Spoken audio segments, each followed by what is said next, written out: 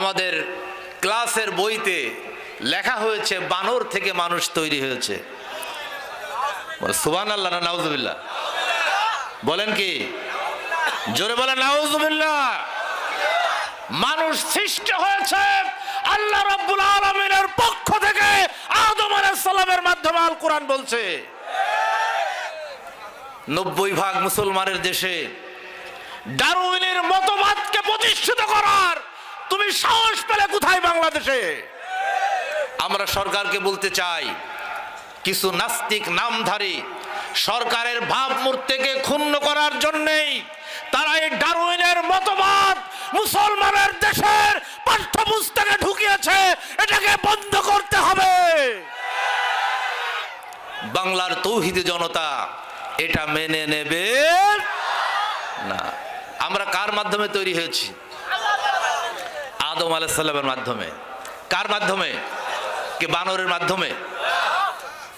আপনারা কি দেখেছেন বা শুনেছেন আমাদের বাপ দাদা 14 পুরুষ যাদেরকে আমরা চিনি, যে বানর চলতে চলতে, হনুমান চলতে চলতে এক সময় তার পাছার লেজ পড়ে গিয়েছে, এরপর একটা বানর মানুষ হয়ে গেছে, এরকম কোন ঘটনা আপনারা গাঁজাখুরে গল্পের মধ্যেও কি শুনেছেন?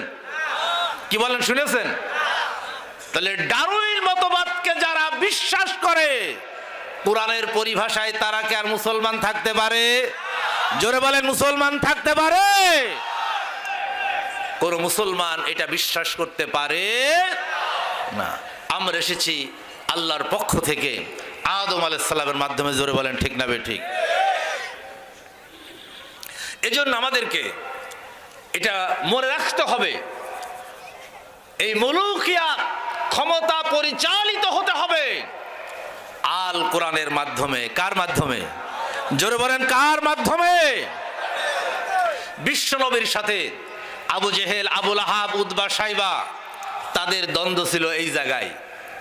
তারা আল্লাহ নবীর কাছে এসে বলল, মুহাম্মদ, শপথ করি তুমি আমাদের জাতির লোক, আমাদের শ্রেষ্ঠ সন্তান, তুমি এই কুরাইশের সন্তান, তুমি তোমার রবের কাছে, স্রষ্টার কাছে একটা বিষয় একটু জানো, তোমার সব কিছু আমরা মেনে নেব, কিন্তু এই মক্কার সমাজ পরিচালনা করব আমরা আমাদের নিয়ম পদ্ধতি অনুযায়ী। তোমার রব যদি এটা মেনে নেয় তাহলে তোমার সাথে আমাদের কোনো দ্বন্দ্ব থাকবে না। এটা পাবেন সূরা আলে ইমরানের 154 নম্বর আয়াতে। আল্লাহ রাব্বুল আলামিন এই কথা কোরআনে কোট করে দিয়েছেন। আল্লাহ নবীর কাছে এসে কুরাইশ নেতারা এসে বলল, ইয়াকুলুনা হাল্লানা মিনাল আমরি মিন শাইইন কুল ইন্নাল আমরা কুল্লুহু লিল্লাহ। বলেন আল্লাহু আকবার। ওই কাফের মুশরিক এসে বলল, মুহাম্মদ, সব কিছু তোমার মেনে নিলাম, তোমার রব যদি একটা শর্ত মেনে নেয় সব মেনে নেব, কিন্তু এই মক্কার আইন চালাবো আমাদের নিয়ম অনুযায়ী। আমাদের আইন প্রণয়ন করার ক্ষমতা দেবে কিনা একটু জিজ্ঞাসা করো। কাকে জিজ্ঞাসা করতে বলছেন? আল্লাহর। ইয়াকুলুনা হাল্লানা মিনাল আমরি মিন শাইইন, তোমার স্রষ্টার কাছে, রবের কাছে জিজ্ঞাসা করো যে মক্কার সমাজ চালাবো, রাষ্ট্র চালাবো আমরা আমাদের নিয়ম অনুযায়ী। যদি তোমার রব মেনে নেয় তাহলে আমাদের সাথে তোমার কোনো দ্বন্দ্ব থাকবে না। আল্লাহ নবীকে নিজে জবাব দিয়েছিলেন। বলেন, জবাব দিয়েছিলেন। যারা আলেম আছেন তারা বলবেন কোরআনের বাক্য বিন্যাস কিভাবে করা হয়েছে। আল্লাহ রাব্বুল আলামিন বিশ্ব নবীকে বললেন কুল। যখন কোন অর্ডার দিতেন আল্লাহ তাআলা বিশ্ব নবীকে সাথে সাথে বলতেন কুল, হে নবী তুমি বলে দাও। আল্লাহ রাব্বুল আলামিন এখানেও বললেন কুল ইন্নাল আমরা কুল্লুহু লিল্লাহ। হে আমার নবী আপনি বলে দিন, আইন প্রণয়ন করার ক্ষমতা নির্দেশদাতা আমি আল্লাহ, এছাড়া কাউকে আইন প্রণয়ন করার ক্ষমতা দেওয়া হয় নাই। তাহলে আইন প্রণয়নকারী কে? জোরে বলতে হবে কে? আল্লাহর আইনকে প্রতিষ্ঠা করার জন্যই আল্লাহ রাব্বুল আলামিন আমাদেরকে দায়িত্ব দিয়েছেন না দেন নাই? আমাদেরকে দায়িত্ব দিয়েছেন। এটাই হচ্ছে আল্লাহর মুলুকিয়াত, আল্লাহর ক্ষমতা প্রতিষ্ঠিত করার জন্যই আল্লাহ রাব্বুল আলামিন এই মানুষকে, সর্বশ্রেষ্ঠ ইনসানকে আল্লাহ তাআলা পৃথিবীতে পাঠিয়েছেন। আল্লাহর মুলুকিয়াত প্রতিষ্ঠা করতে হবে। কি করতে হবে? আল্লাহর মুলুকিয়াত। এজন্য যারা হজে গেছেন, এখানে আলহাজ লেখা আছে, যারা হজে গেছেন হাজিদেরকে ইহরাম পরার সাথে সাথে তালবিয়া পড়া লাগে। কি পড়া লাগে? বলেন কি পড়া লাগে? তালবিয়াটা একটু বুঝতে হবে মুসলমানদের, যে আল্লাহ কি শিক্ষা আমাদেরকে দিচ্ছেন। লাব্বাইক আল্লাহুম্মা লাব্বাইক, আল্লাহ আমি হাজির, আমি হাজির। লাব্বাইক লা শারীকা লাক, আল্লাহ আমি হাজির, আর তোমার কোনো শরীক নাই। আল্লাহর কোনো শরীক আছে? ইন্নাল হামদা ওয়ান নি'মাতা লাকা ওয়াল মুলক, সমস্ত প্রশংসা তোমার, সমস্ত নিয়ামতের মালিক তুমি, এবং সমস্ত ক্ষমতার মালিক আল্লাহ তুমি। এটা আমি ঘোষণা দিয়ে দিলাম। হাজিরা কেউ বোঝে না।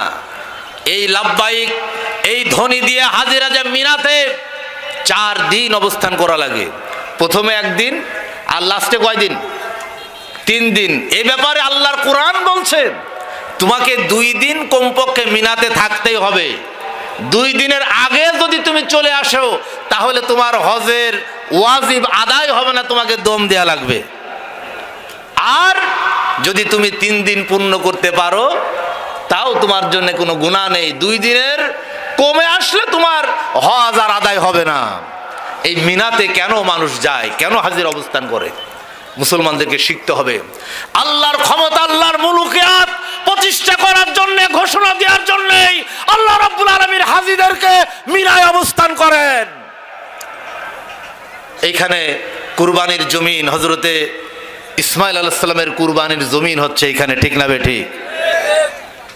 আমার সমস্ত কিছুকে আল্লাহর জন্য আমি কুরবানি করতে রাজি আছি, ঠিক না বেঠিক? এই ঘোষণা দেওয়ার জন্য মিনাতে যাওয়া লাগে। শয়তানকে পরাজিত করার জায়গায় এখানে ইব্রাহিম আলাইহিস সালাম শয়তানকে পরাজিত করেছেন। এই মিনার প্রান্তরে জামারায় পাথর নিক্ষেপ করে শয়তানকে বিতাড়িত করেছেন। জোরে বলেন ঠিক না বেঠিক? কারণ আল্লাহর মুলুকিয়াত প্রতিষ্ঠার ক্ষেত্রে শয়তান সবচাইতে বেশি বাধা সৃষ্টি করে মুসলমানদেরকে, ঠিক না বেঠিক? আর এরপরে এখানে হচ্ছে আব্রাহার বিশাল সৈন্যবাহিনী আল্লাহর ক্ষমতাকে নিশ্চিহ্ন করার জন্য, কাবাকে নিশ্চিহ্ন করার জন্য আব্রাহা এসেছিল। এই মিনার প্রান্তরে আল্লাহ রাব্বুল আলামিন এই আব্রাহার সৈন্যবাহিনীকে নাস্তানাবুদ করে দিয়েছিলেন। সূরা ফিলের মধ্যে বর্ণনা আছে না নাই? বলেন আছে না নাই? হাজিদেরকে এখানে অবস্থান করে ঘোষণা দিতে হয়, হাজিদেরকে এখানে অবস্থান করে ঘোষণা দিতে হয়। আব্রাহা যেভাবে আল্লাহর কাবা ধ্বংস করার জন্য এসেছিল, তুমি আবাবিল পাখি পাঠিয়ে তাদেরকে নিশ্চিহ্ন করেছো। হাজী সাহেব এখানে উপস্থিত আছে। আল্লাহ, আমরা সাক্ষ্য দিচ্ছি, তোমার কোন দুশমন যদি তোমার বিরুদ্ধে ষড়যন্ত্র করে, আমরা হাজিরা বেঁচে থাকা পর্যন্ত তোমার বিরুদ্ধে কোনো ষড়যন্ত্র করতে দেব না, দেব না। এই প্রতিজ্ঞা নিয়ে হাজিদেরকে মিনার প্রান্তরে অবস্থান করতে হয়। ইন্নাল হামদা ওয়ান নি'মাতা লাকা ওয়াল মুলক, এই মুলুকিয়াত প্রতিষ্ঠা করার দায়িত্ব কাদের? বলেন কাদের? এই মুসলমান যারা, আমাদেরকে আল্লাহর ক্ষমতা প্রতিষ্ঠিত করা লাগবে নাকি লাগবে না? আল্লাহ রাব্বুল আলামিন যাকে ইচ্ছা ক্ষমতা দেন, আবার যাকে ইচ্ছা তার কাছ থেকে ক্ষমতা কেড়ে নেন। কোরআনের মধ্যে আছে না নাই? আল্লাহ রাব্বুল আলামিন বললেন, কুলিল্লাহুম্মা মালিকাল মুলকি তুতিল মুলকা মান তাশা ওয়া তানজিউল মুলকা মিম্মান তাশা ওয়া তুইজ্জু মান তাশা ওয়া তুযিল্লু মান তাশা। বলেন আল্লাহু আকবার। আল্লাহ রাব্বুল আলামিন বলেন, হে নবী আপনি বলে দিন, কুলিল্লাহুম্মা মালিকাল মুলকি তুতিল মুলকা মান তাশা, হে আমার স্রষ্টা, আমার রব, তুমি যাকে ইচ্ছা তাকে ক্ষমতা দাও, রাজত্ব দাও, আবার যাকে ইচ্ছা তুমি তার কাছ থেকে ক্ষমতা কেড়ে নাও। এজন্য ক্ষমতা দেওয়ার মালিককে, জোরে বলতে হবে, ক্ষমতা দেওয়ার মালিককে, আবার ক্ষমতা কেড়ে নেওয়ার মালিককে। ক্ষমতা যেমন আল্লাহ দিতে পারেন, আবার ক্ষমতা কেড়েও নিতে পারেন, ঠিক না ঠিক? আমরা মুসলমানেরা ক্ষমতা পাওয়ার পরে পৃথিবীর জালেমরা কোরআনের এই কথা তারা ভুলে যায়, যার কারণে অত্যাচার নির্যাতনের স্টিম রুলার মুসলমান এবং তার অনুসারীদের উপরে করতে থাকে, ঠিক না ঠিক? আজকে পৃথিবীর দিকে তাকিয়ে দেখুন, যেখানে যারা আল্লাহর মুলুকিয়াত প্রতিষ্ঠা করার জন্য চেষ্টা করেছে, এক আল্লাহর ইবাদতের জন্য মানুষকে আনার চেষ্টা করেছে, সেইখানেই বাধা হয়েছে না হয় নাই? বলেন, বাধা হয়েছে না হয় নাই? কারণ যারা আবু জেহেল, আবু লাহাব, উতবা, সাইবার উত্তরসূরি, তারা কোরআনের যাত্রাকে সহ্য করতে পারে না। তারা চায় কোরআনের অগ্রযাত্রাকে তারা মুছে দেবে, কিন্তু কোরআনের অগ্রযাত্রাকে কেউ মুছে দিতে পারবে না। আল কোরআনকে আল্লাহ রাব্বুল আলামিন এই পৃথিবীতে জ্বালিয়ে রাখবেন, পৃথিবীর কোন জালেম কোরআনকে স্তব্ধ করে দিতে পারে না। কোরআনের মধ্যে সব কিছু আল্লাহ তাআলা বলে দিয়েছেন। وقال الذين كفروا لا تسمعوا لهذا القرآن والغوا فيه لعلكم تغلبون। আল্লাহ রাব্বুল আলামিন বলেন, কাফের মুশরিকরা চায়, তারা বলে তোমরা কোরআনের আলোচনা শুনবে না, কোরআনের বক্তব্য শুনবে না, কোরআনের তেলাওয়াত শুনবে না, আর তোমরা গন্ডগোল করবে, হট্টগোল করবে, যাতে কোরআনের আলোচনা কেউ শুনতে না পারে। তোমরা যদি এই কাজটা করতে পারো তাহলে তোমরা বিজয় হয়ে যাবে। এইটা হচ্ছে কাফের মুশরিকদের চিন্তাধারা। জোরে বলেন, ঠিক না ঠিক? কিন্তু তারা কি কোরআনকে মুছে দিতে পারবে? কি বলেন, পারবে নাকি? কোনোভাবেই কোরআনের অগ্রযাত্রাকে কেউ মুছে দিতে পারবে না।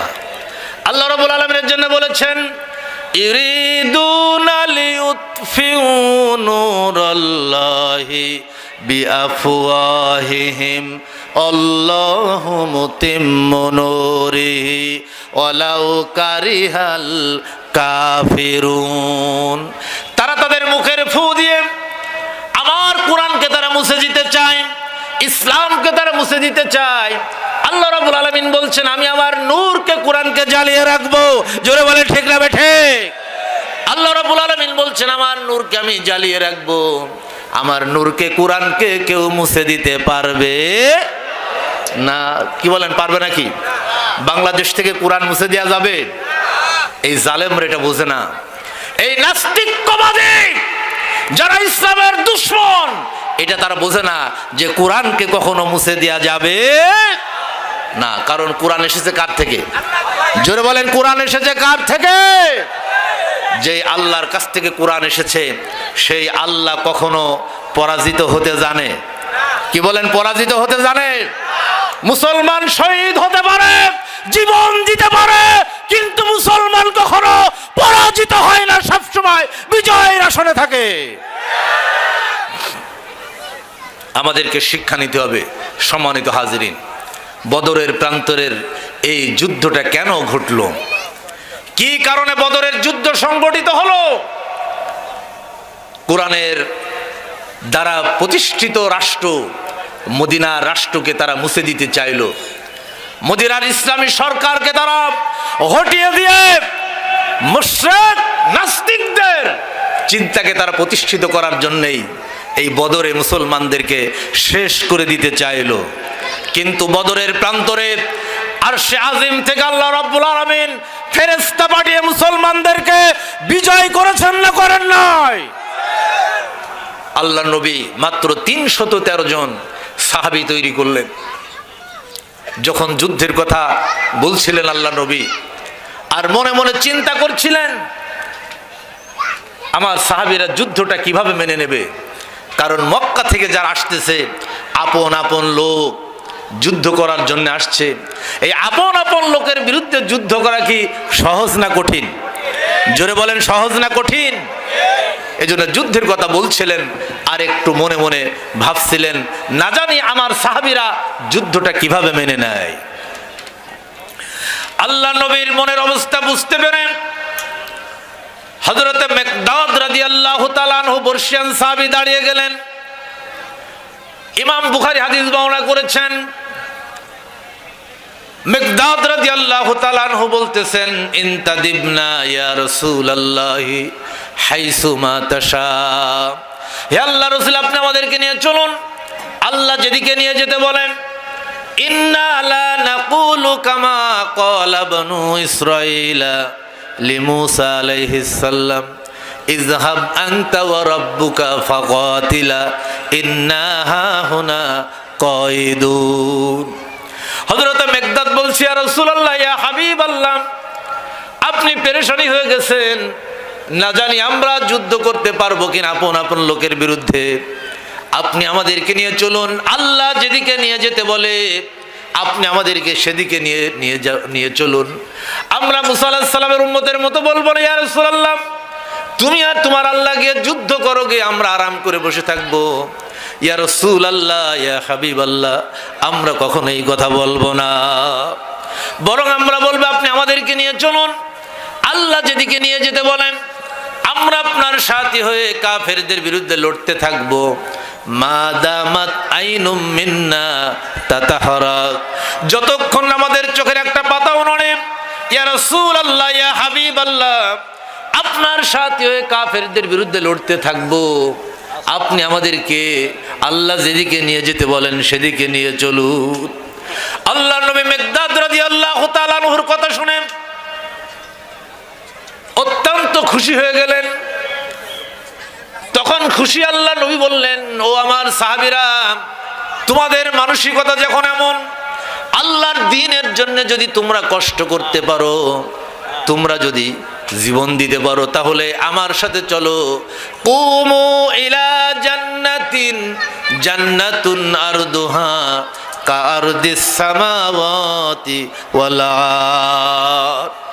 আল্লাহ নবী বললেন, ও সাহাবীরা, তোমাদের মানসিকতা যখন এমন, আমার সাথে চলো, আমার সাথে ওঠো ওই জান্নাতের দিকে, যেই জান্নাতের বিশালতা এবং প্রশস্ততা আকাশ আর জমিনের চাইতেও বেশি, ওই জান্নাতের দিকে আমার সাথে চলো।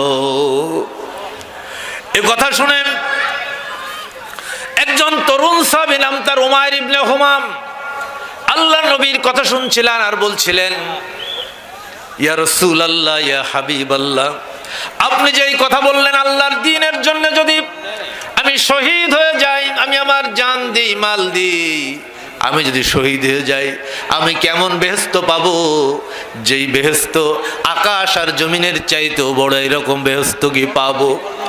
আল্লাহ নবী বললেন, অবশ্যই তুমি পাবে, যে আল্লাহ বলেছেন অবশ্যই তুমি এই জান্নাত পাবে।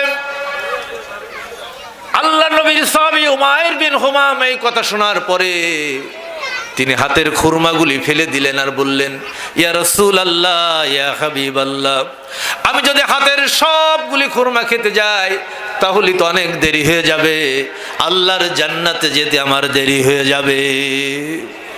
এই বলে হাতের খুরমাগুলি ফেলে দিলেন, জিহাদের ময়দানে ঝাঁপিয়ে পড়লেন। কোরআন পৃথিবীতে থাকবে কি থাকবে না, ইসলাম পৃথিবীতে থাকবে কি থাকবে না, মদিনার ইসলামী রাষ্ট্র পৃথিবীতে থাকবে কি থাকবে না, এই নিয়ে লড়াই হচ্ছে।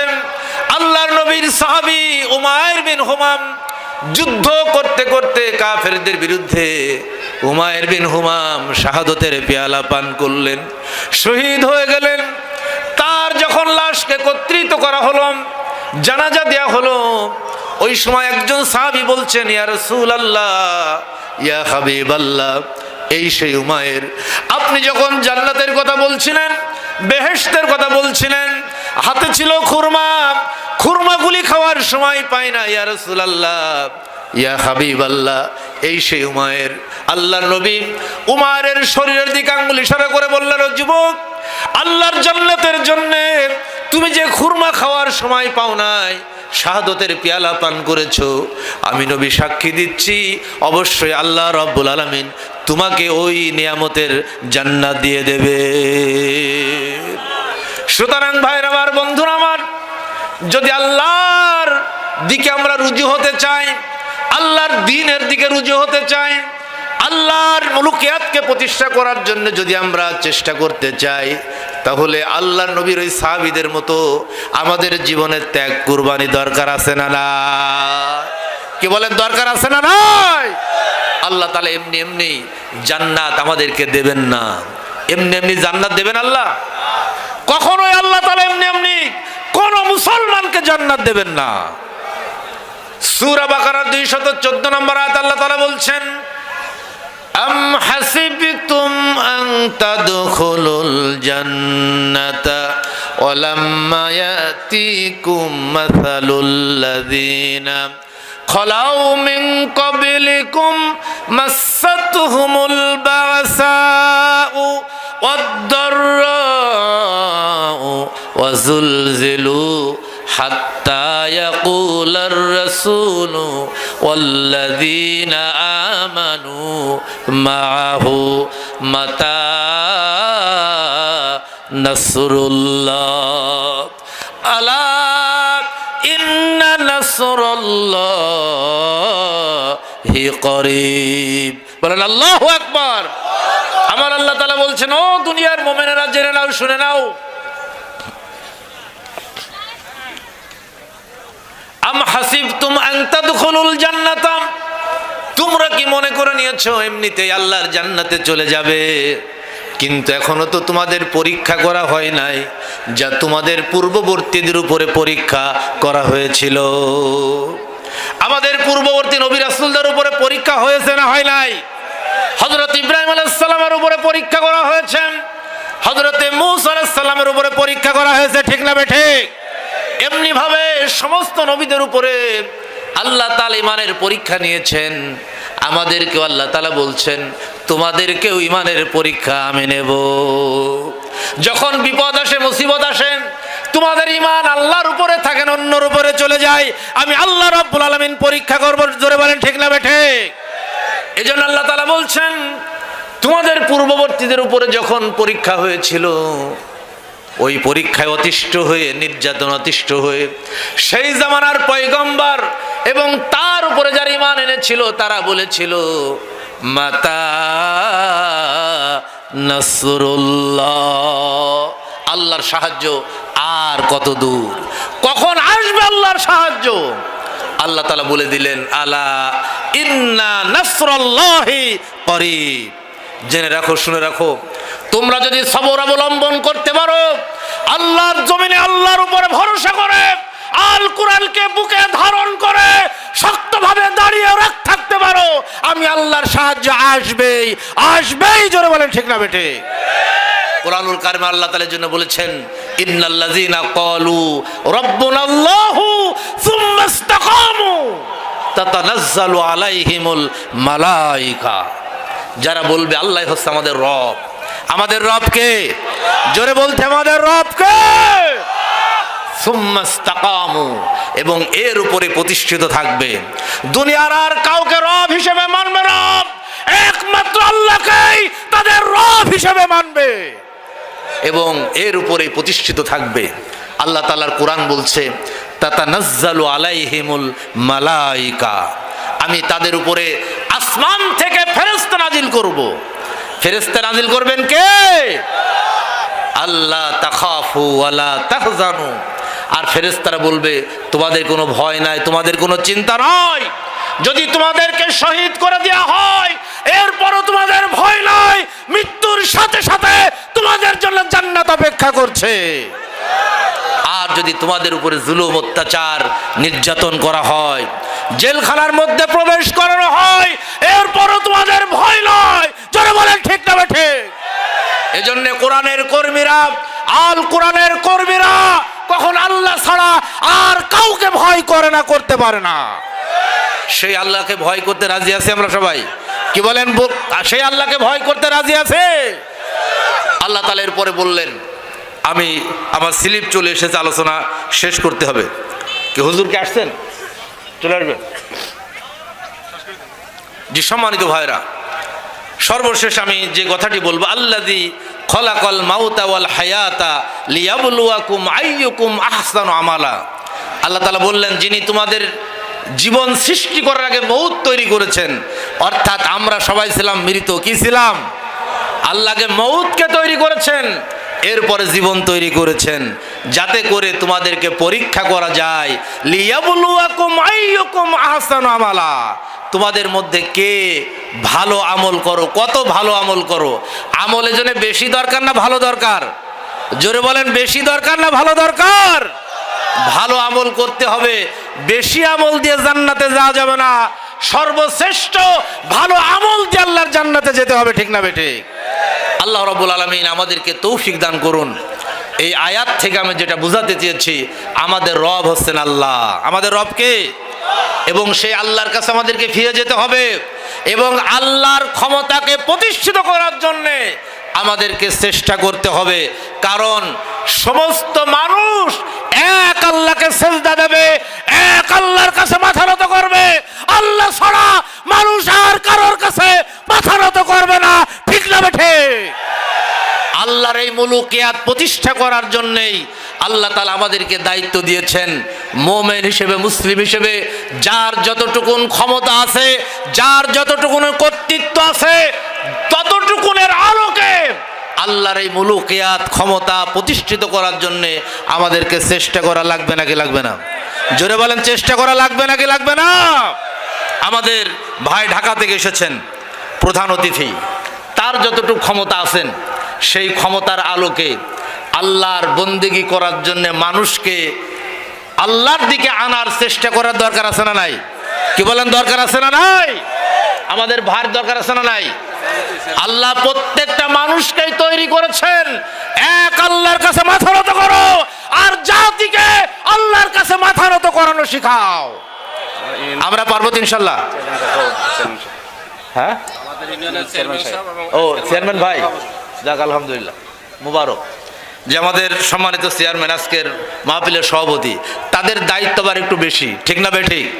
ইন্নাল্লাহা ইয়ামুরুকুম আন তুআদ্দুল আমানাতি ইলা আহলিহা ওয়া ইযা হাকামতুম বাইনান নাসি আন তাহকুমু বিল আদলি। আল্লাহ তাআলা বলছেন, আমি তোমাদেরকে নির্দেশ দিচ্ছি। নির্দেশ কে দিচ্ছেন? আন তুআদ্দুল আমানাতি ইলা আহলিহা, যারা হকদার, হকদারের কাছে আমানতকে ফেরত দাও। তো চেয়ারম্যানের কাছে আমানত আছে না নাই? জোরে বলেন, আছে না নাই?